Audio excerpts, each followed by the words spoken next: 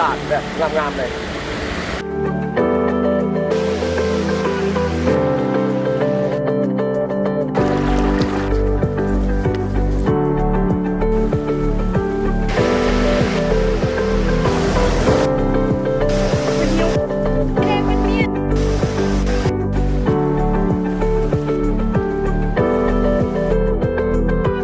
ว้า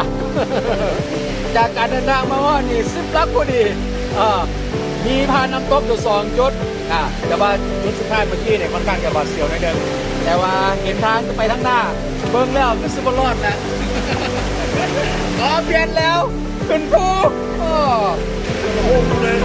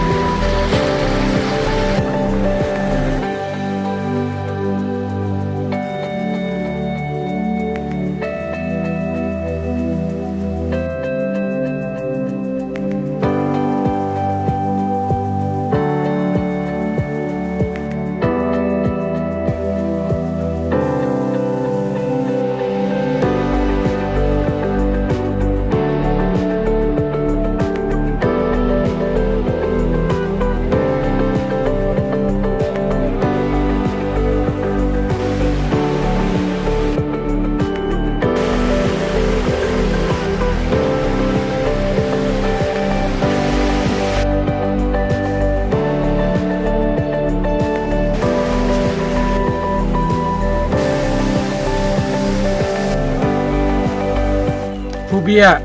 โบแมนไปจอมผู้สูง 2,800 กว่าเมตรเนาะเขายังมีอีกหลายๆอย่างให้พวกทางเห็นเซอร์ไพรส์แหละแน่นอนเลย น้ำตกตาดภูเบี้ย